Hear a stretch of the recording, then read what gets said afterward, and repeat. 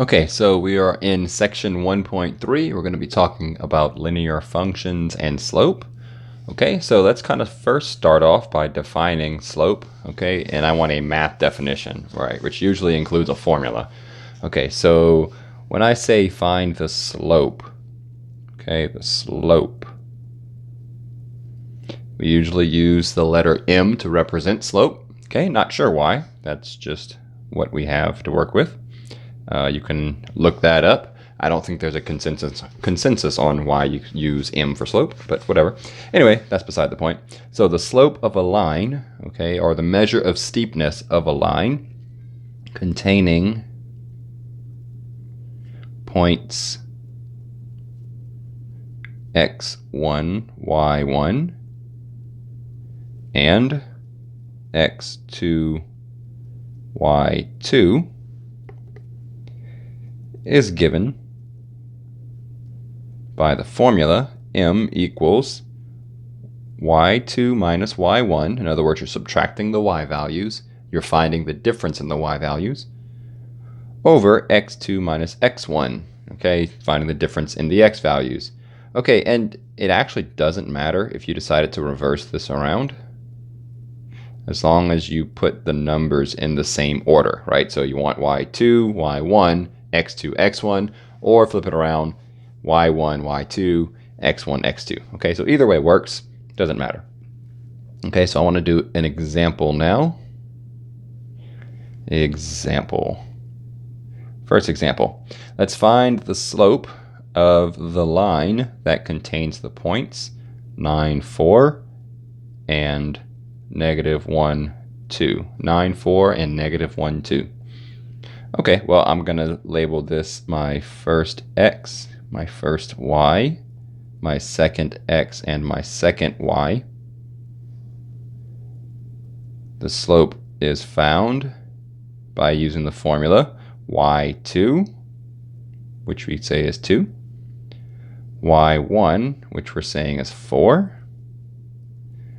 x2 we're saying is -1, x1 we're saying is 9. Okay, so we have just a little bit of arithmetic to do here.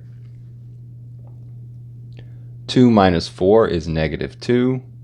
-1 minus 9 is -10. We can reduce that. Two negatives, negative divided by negative is positive, so they cancel out, and 2 over 10 is 1 over 5. So the slope would be 1/5. Let's do another one.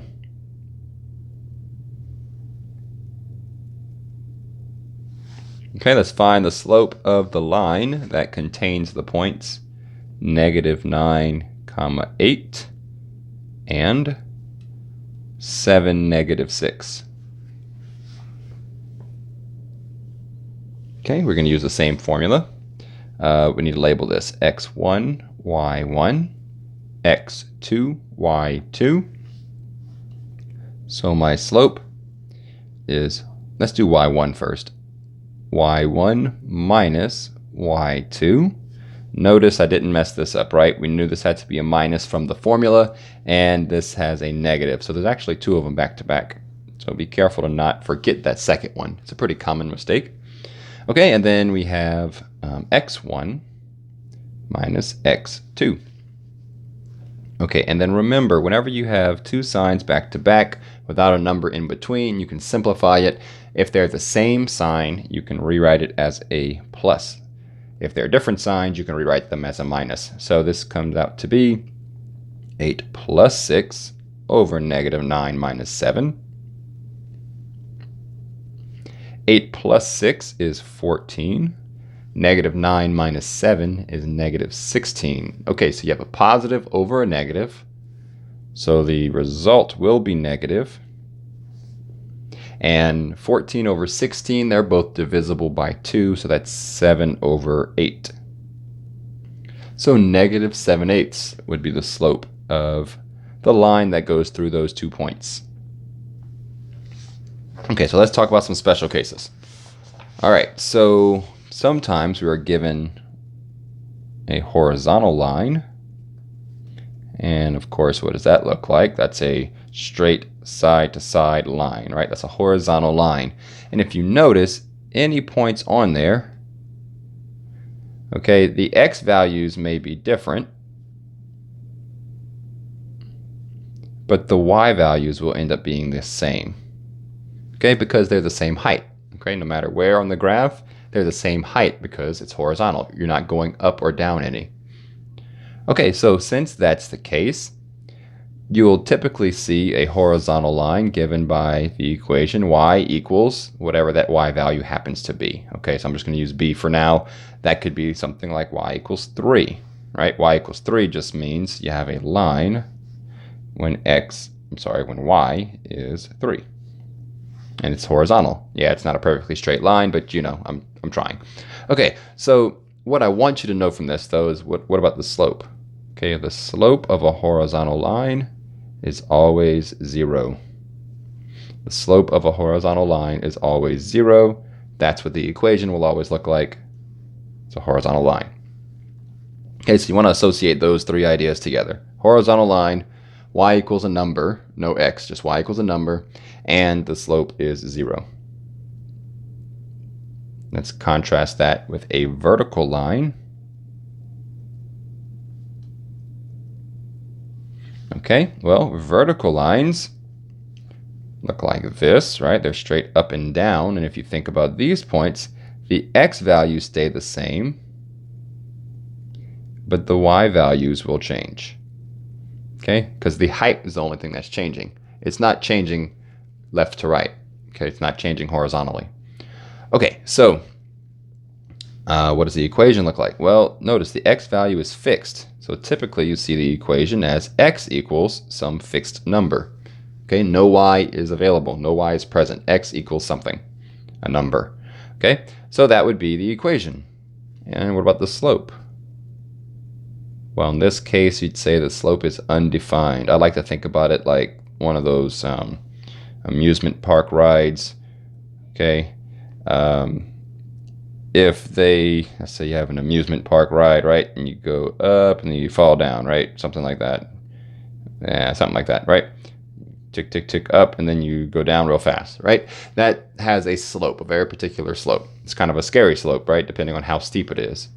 Well, if you get on a ride that does just this, okay, that's not natural. It's undefined. Okay, so that's how I remember it, at least. Okay, so associate these three ideas: vertical line, x equals a number, and slope being undefined. Yeah, those three go together. Okay, let's talk about a different type of question. Okay, we want to find the slope and the y-intercept of a line given the equation y equals mx plus b. So slope intercept form is what this is called. That's the equation, y equals mx plus b. Sometimes you'll see it as f of x equals mx plus b. Okay, but we're not going to worry too much about that. Okay, they're the same thing. The only thing different is this. Okay, so I want to find the slope and the y-intercept. Okay, so example. Third example. Find the slope and the y-intercept of the line given by this equation. F of x is equal to negative 2x plus 3. Okay, well remember, m is what's representing slope, and m is the number attached to x. M is attached to x, so in this case, that would be negative 2.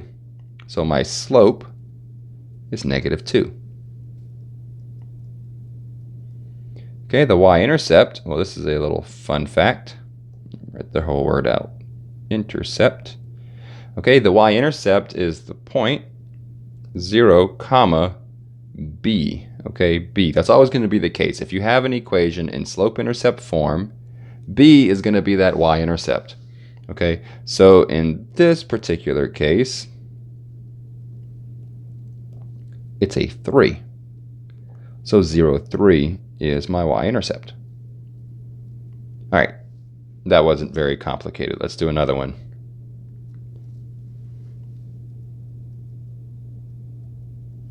Let's find the slope and the y-intercept of y equals 2 plus 3/7 x. Okay, this one is designed to trip you up a little bit. Okay, remember, slope-intercept form says y equals mx plus b. Okay, notice the m is attached to x and the b is a constant. It's by itself. Okay, notice they reverse the order. Here's the constant, and here is the term that has x, right? So that would be the slope. So my slope is 3/7. My y-intercept is 0, 2.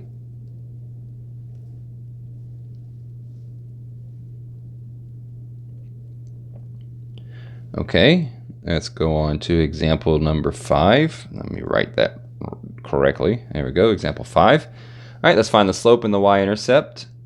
Okay, but notice this equation. It is not in slope-intercept form. Okay, we are given an equation that is not in slope-intercept form. So what I'm going to do is actually rearrange this equation to get it into slope-intercept form. Okay, I need to get y by itself. So I'm going to subtract 2x from both sides.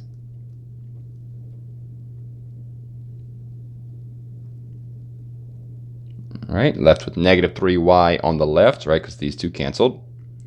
On the right, I have negative 2x and a positive 12. Notice how I broke them up with a sign, right? If it's a positive 12 and I'm subtracting 2x, I can write 12 minus 2x, or I can write negative 2x plus 12. I can't put them together like multiplication though, right? Don't want to do that.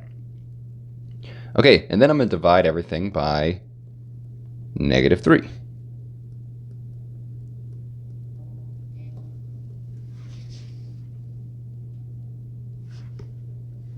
Okay, so by dividing everything by negative 3, I have y equals, the two negatives make a positive 2/3 x, and positive 12 divided by a negative 3 is a negative 4. So y is equal to 2/3 x minus 4. All right, now it's in slope-intercept form. So the question, what is the slope? And what is the y-intercept? Or more easily answered, the slope is the number attached to x, 2/3. The y-intercept will be 0, negative 4.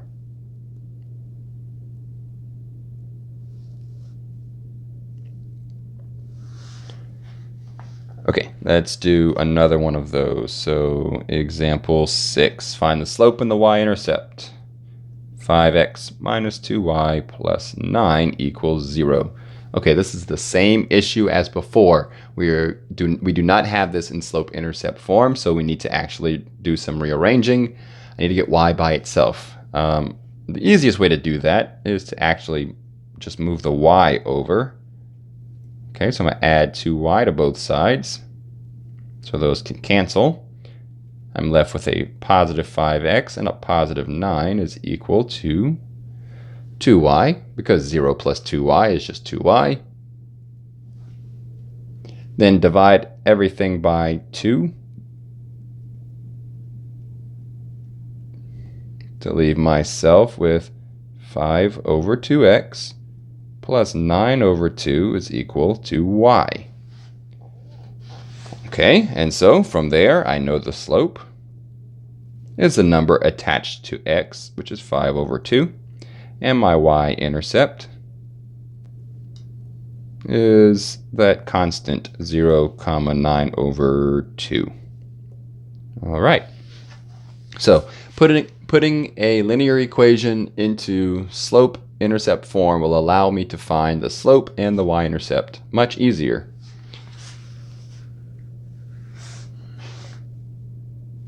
All right, so let's go on to the last type of problem that I want to talk about, and that's how to graph given a slope and a y-intercept. How to graph given a slope and a y-intercept. So I'm going to start off example 7 by graphing.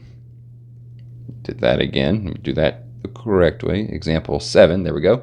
By graphing f of x, remember that's just a fancy term for y, Negative 2/3 x plus 1. Okay, so first of all, I'm going to go ahead and pick out the slope as negative 2/3, and the y-intercept is 0, 1. I'm going to use that information to graph this line, this equation. Okay, so I'm going to start off by plotting the only point that I'm given, which is 0, 1. And then I'm going to think about what the slope means. Okay, slope is change in y, or vertical change, over change in x, or horizontal change. Okay, that's where this delta y and delta x comes from. You may see that in some texts. That just means how much did y change and how much did x change. Okay, well, notice the negative 2/3. So I can interpret that a couple of ways. I could say that's negative change in y over a positive change in x, or I could say that's a positive change in y and a negative change in x. Okay, what does that mean? Change in, yeah, okay, let's talk about it. All right, so let's do this one first and put it in red. Okay, negative 2 over positive 3. That means from point to point, I have to go down 2 and right 3. Say that again. Down, vertical change, down 2, horizontal change, right 3. Okay, so let's do that. From that first point, I'm going to go down 1, 2, and go to the right 1, 2, 3. So that'd be right here. That's down 2 and right 3. Or I could go vertically up 2 and left 3. Yeah, up 2 and left 3. So let's try that. From the original point, go up 1, 2, and left 1, 2, 3. You may notice that these all lie along the same line, and that's going to be true. So let me try to draw a line. Yeah, I'm not very good at it, but yeah, pretend like it's a straight line. That's how you would do that. Okay, let's do another one. Example 8. We want to graph y equals 3 over 2x plus 1. I've said the easiest thing to do is first find the slope, 3 over 2. Find the y-intercept, that point. That's going to be 0, 1. Plot my first point, that y-intercept. And then let's pick apart this 3 over 2. Okay, so that could mean it's positive, right? So that could mean positive 3 over positive 2. So in other words, up 3, right 2. Up 3 and right 2. But that also could mean negative 3 over negative 2, right? Because negative over negative is a positive. It's still positive, right? So I can use that. It's allowed. It's the same thing. So down 3, left 2. Down 3, 1, 2, 3. Left 2. Okay, notice, still, they give you the same line. So let me try to draw this again. Still not very good at it. Maybe I'll get better as the semester goes. All right, let's do one more.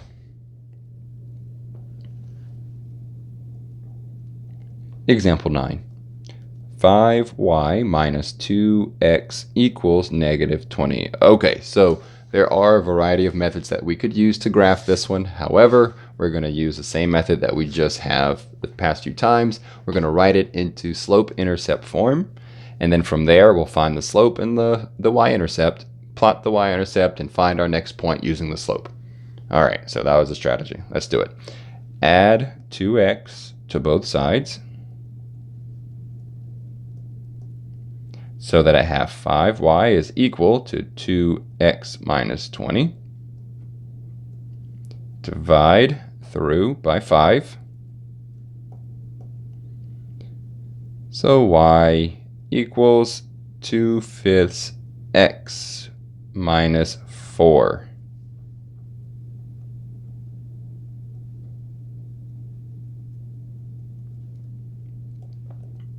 Okay, so the slope then is 2/5. The y-intercept is 0, -4.